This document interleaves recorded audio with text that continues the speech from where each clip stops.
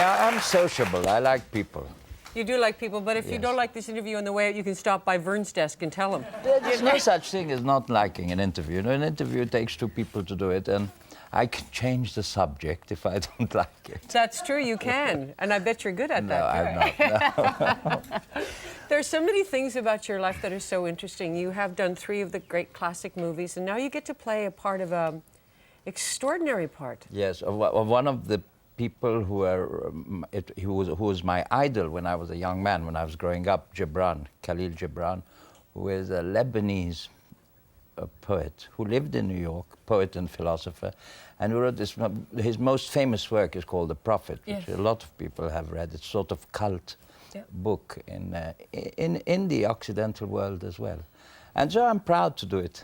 It's just a small part at the end of the film, but it's important. And I love the script, so I came over to do this. You have had such a... I was reading about you. Your life is so interesting. You speak about luck and you talk about unlucky, and both things have played a great part in your life, haven't they? Well, luck plays a huge... I believe in luck, or if you like, fate or destiny. Whatever. Oh, are they the same? Luck, destiny, and fate, you think? When I speak about luck, I mean, you know, how things are made to happen. There's nothing you can change. Or there is, but at the time that you do something, you make that decision perhaps because you have a headache on that day. And if you didn't have a headache, you'd do something completely different. And it changes all your life, you know. And this is luck, in a kind of way, or destiny, that you have the headache at the moment that you have to make a certain decision. So instead of doing that, you did this, which altered all the course of events of your life. All my life. For instance, if I had never made Lawrence of Arabia, if I had not become known in the Western world, I'm not sure whether I would not have been a happier person. Not that I'm an unhappy person, but your life, I had a good marriage, I had a child, I had a wonderful life. I was an actor in Egypt, my wife also, and we used to work together. We had a wonderful time. Suddenly I became famous, and life separated us, and our marriage was over, and I never really fell in love again. So you don't know. Maybe it was better not to be successful, not to be successful in a way.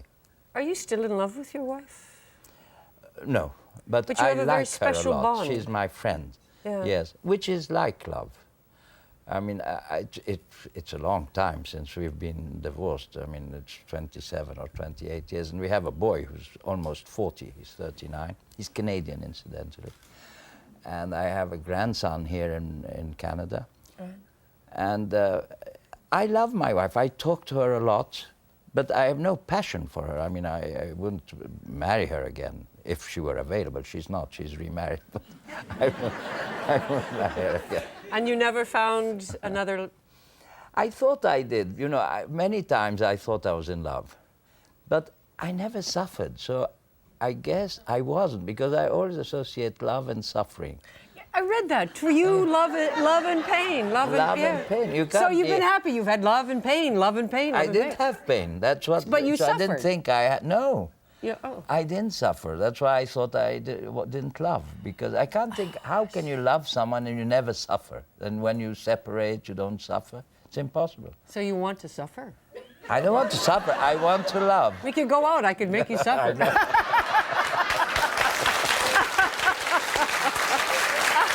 I have to love you first. Oh, that's true. First you have to love me before I can make you suffer. Right. That's right. But I can love you easily. I understand that that there was a woman who... What a terrible story. That terrible story about the woman who came to your room with a gun. And yes. That must have been terrifying. That was... But I was younger then. So it wasn't terrifying? She was drunk. But still, she had a gun. She had a gun. Nothing she worse walked than into my hotel room, and she pulled the gun out. No, wait, how did she get into your hotel room? She knocked on the door. In those days, you know, it was in what? It was in 1971, I think it was, in Dallas, Texas. Right. And we were staying in a motel. Right. Which was very luxurious, but it was a motel. So somebody knocked at the door at 4 in the morning, and I opened to see who it was. And she walked in. She flew past me. And she said, "I want you to make love to me." I said, "Madam, will you please get out of this room immediately?" She wasn't bad, but... But she was... I wasn't in the mood. She wasn't bad, but she wasn't good enough. No. But she was drunk. She's a stranger. And she pulled out a gun. She pulled out a gun and she said, "Take your clothes off." Listen, you laugh, but imagine being in your hotel room and somebody... It's scary. It would be terrifying. Especially in the hands of a drunken person. Oh, God. Because you're afraid they do this and they shoot could shoot you. accidentally. Yeah. So what did you do? So I took my clothes off.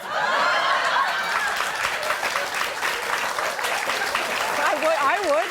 Hey, I tell you, you point a gun at me at 4 in the morning and say, "Take your clothes off." I'm naked that fast, you know. Everything. And then she said... And then she lay on the bed and she said, "Make love to me." Still holding the gun. And I said, "Madam, I would love to, but as you can see, it's not possible at the moment." I said, "If you try taking the gun away, maybe I'll be able to." Were you... I mean, you tell the story and we laugh, but at the time... I was scared. I was really scared. Yeah, I mean, being naked with a drunk with a gun is not funny. It's not funny. Then No. she had a very strange reaction when I said, "As you can see, madam," she said, "You're a fraud." I said, "Why am I a fraud?" Because she said, "They all say that you are a lover and this and Omar Sharif, and you're a fraud. You're nothing. Look at you. Look at you. You're nothing." And she walked out. That's incredible. My God. What a story. So now when people knock at your door at 4 in the morning, you don't answer quite so quickly. But nowadays, nobody opens doors anymore. I mean, it used to be, the world was a safer place. I mean, people weren't so scared before. That's exactly what it is. It's much more violent I don't now. know that, I mean, there is some more violence, but even worse than that, people are very frightened. Yes. In here, they hide in their homes. Yes, people today, they have special locks and alarm things. And Are you? In the old days, one wasn't really scared. You didn't feel danger wherever you lived. Do you feel more danger today? I do, yes. I mean, I'm scared. I tell you the truth, when I go to airports, when I travel a lot, I travel all the time, I'm scared that somebody comes and shoots me or kills me, somebody who's angry at something I said or something I did. Really? Yeah, or some film I made they don't approve hate your of. film. They hate the film. Shoot the guy. I think maybe that's happened because of what happened to a couple of big stars, I think, you know? Yes, and also, no, there's a political thing, you know. I'm always trying to be between, I mean, in the peaceful road between the Jews and the Arabs. I want that everything goes well. I want peace to happen and all that. So sometimes I say something that may anger someone on this side or someone on that side. And I always have to be careful with what I say, because I like to interfere in this. I like to try and help, you know. Sometimes I say, "Leave us alone, don't help anybody." It was obviously your destiny to be famous, to be an international star. But have you enjoyed fame? Has it been something that... I don't know. You see, I don't know what the alternative was. You see, okay. I never know if I enjoyed something. I enjoyed it, yes. But I don't know if I enjoyed it more than if I hadn't done this. You know? Right. I don't know what the alternatives are. I'm happy with everything that happens because I don't know the alternative. And the alternative you can could imagine. be worse. You can imagine. I mean, but you know fame. And so many people want to be famous for fame. You hear young people. And they don't think what happens when you become famous, that actually, you know, John Lennon said the price of fame is a very high one. He learned. And there is that problem with fame. Yes, but I had local fame. And, you know, local fame is like international fame. It's the same thing. Right. Because what's the difference between if I go out in the street and everybody says, "Oh, Omar, please give me an autograph," or whatever, "We love you," in this. And then you take a plane, you travel 300,000 miles, and they still say that or they don't. It doesn't matter. I don't have to take the plane and go far away. I could stay only in the place I'm famous in and get a lot of affection all the time. And now just wherever you go, you get affection. Yeah. You are happy. It is good. I'm happy, yes. I never turned down anybody who asked me for an autograph or anything like that, because someday nobody will, and I'll be very angry. Will you be angry? Oh, yeah. You'll be angry? I'll be crazy. I'll be Okay, furious. Toronto, wherever you see this man, you must ask for his autograph. No, You I know? We're going to take a break. We're back with Omar Sharif right after this.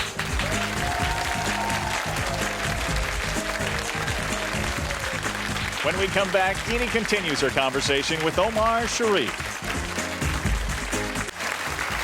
We are back with Omar Sharif, and it was 30 years ago, Lawrence. Dr. Zhivago was 30. 30 years ago. My Dr. God. Zhivago, and Lawrence was 35 years ago. Extraordinary. They are classics. I mean, they are films that every generation watches over and over and over. That's wonderful. Yes, it's wonderful. I mean, it is lucky. It's lucky to happen to be in 2 or 3 films like that. Already one, it's lucky to be in. But I was reading, and there was an implication in what I was reading, that after you did these films, that you didn't get a lot of big offers from Hollywood after that. Yes, I got. What happened was I had another 4 till the 70s, the beginning of the 70s. I was working all right, but I made films with great directors after that didn't do well. Right. They were the bad films of these great directors, you know, Right. a lot of really huge directors and huge productions and all. And then something happened in the late 60s and 70s, a cultural revolution, which was that the film, the whole culture changed. The great directors, the good directors were younger. They were from New York instead of being all from Los Angeles. They made films about the sociological ambience they were living in. So the good directors made films about New York, about America, about Vietnam. Right. The good French directors made films about France, about the problems of France, and the Italians made about... And there were no more parts. It was difficult to find Right. a part for a foreigner, someone who is not French, is not Italian, is not American. Before it was okay. I mean, they used to change the parts. If he was written for an American, they could make him Greek or Italian or something. There are so many stories. There's a story about you and gambling, and I remember when I was reading a line about you about gambling, and that you have sometimes runs of very bad luck in gambling, and sometimes you were lucky. But there's a story that goes that one night on one toss you gambled everything you had, and you lost. 3 or 4 nights in my life, I lost. Everything? Everything. Yes, not one, but one evening. I entered, a casino. I was a millionaire, and I walked out at 6 in the morning. I had only to perform my cup of coffee in the morning. 3 or 4 times you've done this? 3 or 4 times. I was young and I was strong. I wasn't afraid to go out and work again. That reminds me of that Kipling poem. If you can with one toss, risk everything you have, then you'll be a man, my son. But do you recommend this to people to go? No, I don't at all. Did you give this up? No, yes. You I quit did. gambling altogether? I quit gambling 3-4 years ago. And smoking. Oh, please. You quit did. gambling and smoking. And smoking that at must have the been a same tough time. night, These that are one. the only 2 things I can do. Those are the only 2 things. Did you quit gambling because you were addicted to it? I quit gambling because you were tired I of was losing. afraid that I would not be able to re-earn the money. See, as long as I was confident I could go out and work, I'd call my agent and say, look, I got to make a film tomorrow. Get me any film. I've got to work. I'll do anything. Just get, yeah, right. I used to do that. And so as long as it was possible, I wasn't afraid to lose the money. But the day I realized that I can call my agent and say, look, find me films, he says, there's no films for you. What is the most money you've ever lost in one night? 1 million, but this is a long time ago, so it was more than what it sounds like. It was $1,164,000. That was a lot of money. Where were you when you lost that? I was in Deauville in France. What game were you playing? Chemin de fer, Baccarat. Ah. Yeah. And what is the most you've ever won in a night? I won once about that sum, $1,200,000. My God, One that must have been night. an amazing night to I win was like completely drunk. I didn't know what I was doing. that. Really? Yes. Were you sober the times you lost? Yes. Well. This could be the secret, right? But I didn't become a drunk, nevertheless. You won over $1 million completely drunk. Did you realize you'd done that? No, I hadn't realized because I didn't know where I was really. And then they got me all this money and they gave it to me. It was a huge amount. And I was in Italy at that time. And I was afraid that they were going to, somebody would come in my room and try to assassinate me to steal the money. So I went to Rome. I was in the north of Italy. I drove all the way to Rome. And the reason I had gambled was I had a girl that evening whom I wasn't dating. I just met this girl. And we spent the evening in the discotheque. And when I asked her to come to my room, she wouldn't. And I was furious. And I had been drinking. So I went and gambled anything, and I won this money. So the next day, I sent her a truckload of flowers. Thank you for turning me down. Thank you for turning me down. That's very when I counted the money. That's very funny. You speak several languages. You've traveled the world. You've worked with beautiful women. Where do you think the most beautiful women in the world are for you? Which women do you find the most beautiful? I don't know. You know, I have no, for instance, ideal type of physique for a woman. I'm capable of liking a tall one or a short one, a fat one or a thin one. It's just a question of eye contact. You know, I get a feeling about it. It happens or it doesn't but happen? I think probably the most beautiful girls you find in the Slav country, you know, Poland and Czechoslovakia and Hungary. They have really beautiful girls. Tell us a little bit before we lose you. Our time is English girls are very pretty, but they don't know how to take advantage of it. They don't. They always wear the wrong thing. They do the wrong thing. But they're very pretty, the English girls. They say the French women are some of the best at dressing. They're not pretty at all, the French girls, contrary to what people think. But they really get the maximum out of what they've got. They really know how to. They really know. It's interesting. I was reading once where you said that your friends, the people among your friends, are not the celebrities, are not the famous. You like people who are more interesting, Yeah, I like normal. I mean, you know, I don't want to say normal people. Real people. Yeah. I don't like to sit and talk about movies and theater all the time. You know, I like to talk to people who do things that I don't know about. That I want to listen to people talk. I don't want to talk all the time. Because I do in interviews, I have to talk all the time. I know. You want me to talk? Now I get to. Just one more thing I want to know. Is it true that when you had your heart surgery, that you didn't tell your wife, you didn't tell people you were alone in this hospital? I didn't tell. No, I was afraid my mother would know because she's old, and I was afraid she would get a shock if I told her. So stupidly, I thought I could do it without anyone knowing. You were alone? I went completely alone to an English hospital, not a known hospital. It's known medically, but not known socially. And I had this operation. I was all by myself. And that's when I thought, I want to go home. That's when I decided to move back to Egypt. You know, I was sitting in that hospital by myself. But the English nurses they were terrible. She said to me, I just woke up from the operation. The open heart surgery, which is a big thing in my mind, but it's not really. So I said, and she said, shut up. I said, what do you mean, shut up? I just had open heart surgery. She said, so all these people here, because there was this ward where all, you know, when you wake up from an operation with all these bleeping things. And she said, they had also, they're not making any noise. I said, but they're English, I'm Oriental.